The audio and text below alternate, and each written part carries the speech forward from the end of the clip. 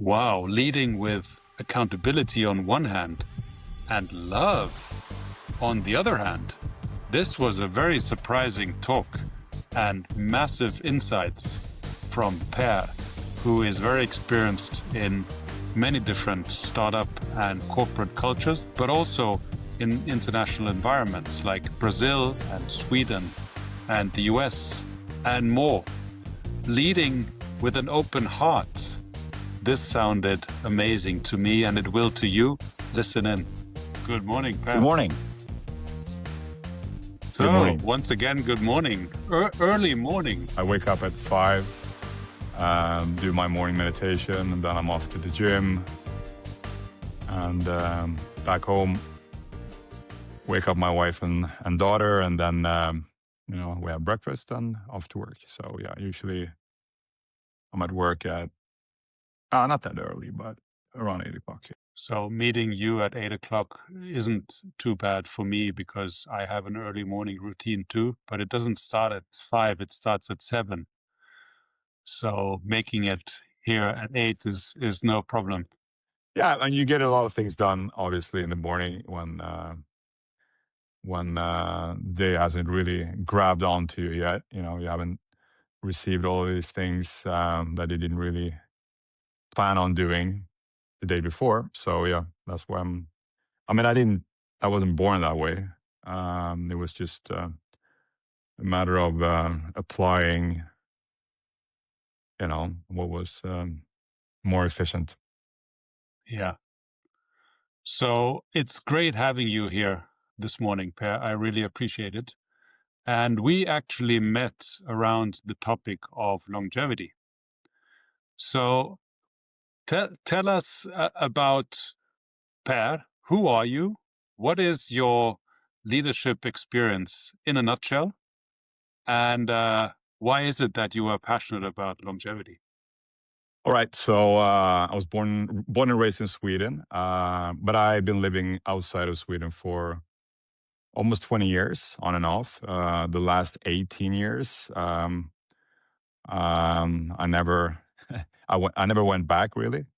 I think this has really impacted me a lot in terms of who I am today. And so I've been living in different countries, United States, Malta, and most recently for 14 years in Brazil. So a lot of cultures. Yeah, just going to leadership. So I think that has really made me aware of different leadership styles and also different leadership styles which you need to apply when you are leading people in these countries, because you cannot just apply the Scandinavian management style and leadership style in a country like Brazil or Malta, even in the United States, I would say. So I think what has made me who I am as a leader today is based on these different experiences and how I had to adapt. When it comes to longevity and performance, really, I think that this is something that I, not early in life, but more later in life, I would say, I realized how important it is to take care of yourself in different ways in order to become not just a better leader, but obviously a better person in general. I've been wrestling with my ego since an early age. Really, this negative self-talk, this inner critic who has been plaguing me in my upbringing and in my early life, and also I would say mid-20s up to 30s. But then gradually I started to acknowledge and see that inner critic and started to work with it. But it wasn't until recently, maybe I would say 10 years ago, that I started to have a more holistic approach to who I am and how I wanted to develop myself as a person. So then I really came into these 5 pillars of self-development, which is the the way you eat, obviously, in terms of nutrition, the way you train yourself physically, the way you sleep, but also how you socialize with people, your community. And also the one that I probably have, I've been going very deep into I've been going very deep into the mental and emotional development with meditation, breath work, and other tools. So, um, I was looking forward to speaking about your international background and how your international experience shapes your leadership style. But this topic that you are just raising now is just too important, because, um, and I hope I will have another question or two later on about your international experience. But speaking about what you just mentioned, having this holistic approach to yourself, I bet this makes you become a better leader too. So I wonder, is that true? What is your experience about that? And how did you realize that this kind of holistic approach is necessary for you in the first place? Oh, I think that if someone would have asked me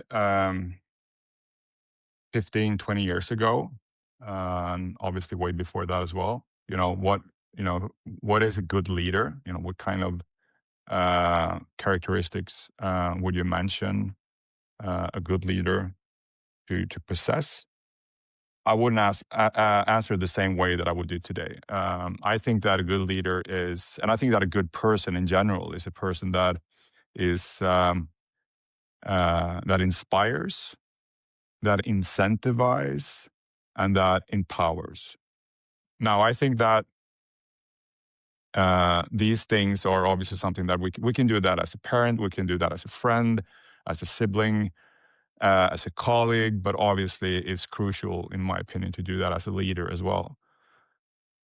It's hard, it's really hard because also you have to have accountability, on the level where you can actually discuss performance, um, without just falling back on, well, I need to inspire, I need to incentivize the person, I need to empower the person. Because if the person doesn't respond with that level of accountability, it doesn't work. So obviously you need to represent that as a person as well, be accountable for your actions. And so I think this is something that I gradually started to realize and identify with the in the progress of befriending my ego, being more able to observe situations, rather than just be grabbed on by these situations and act robotically. So this is definitely something that if you applying these because obviously it's really hard applying this, even though you're working constantly with it. But being, trying to be inspiring, trying to incentivize, and really trying to empower other people, I think it's crucial that you come to work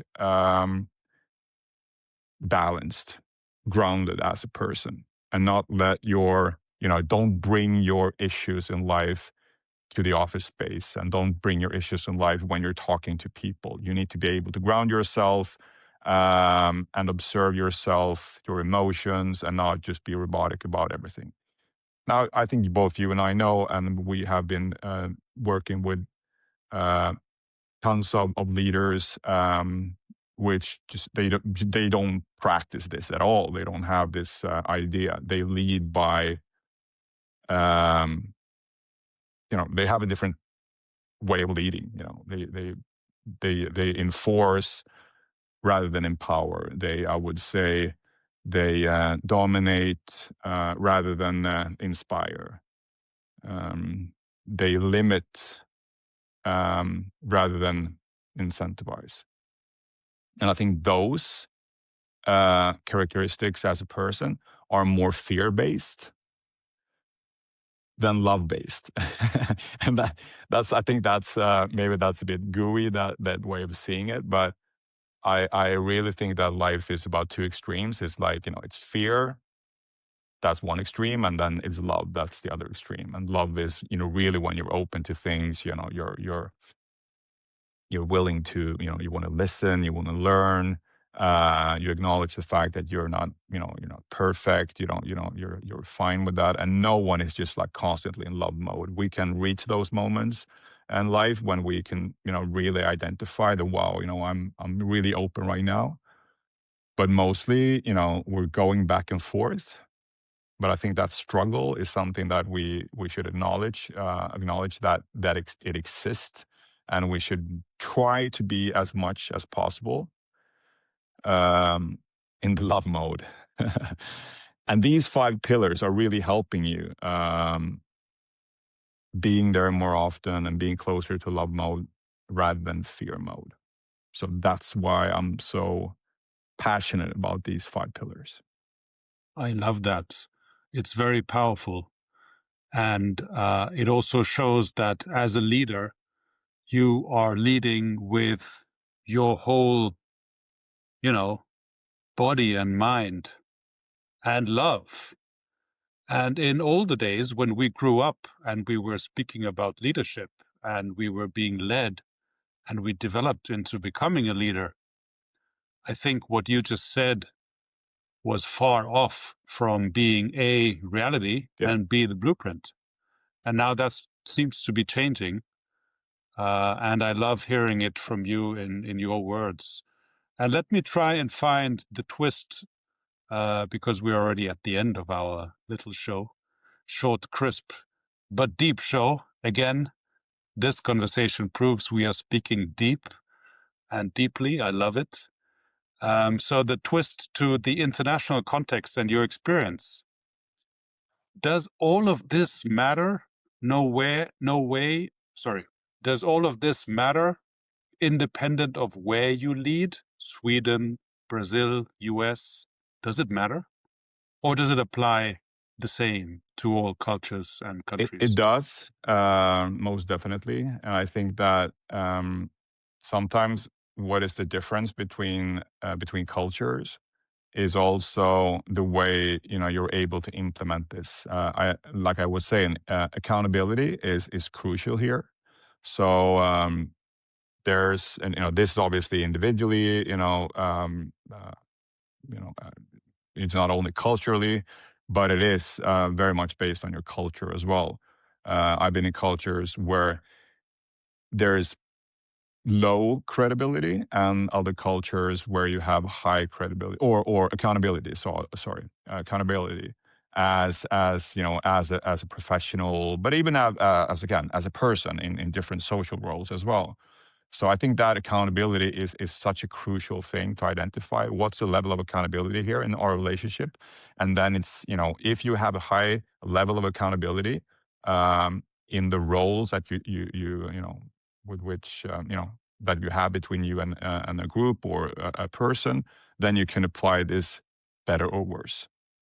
But I would say this, that I think that whenever you come to a new culture, whenever you have to lower your guard, not be the person that you were in your old culture or in your home country or wherever, when you have to learn a new language, when you have to adapt to other peoples, when you're not the dominant force, that itself is, I think, one of the most empowering ways for you to start with your self-development.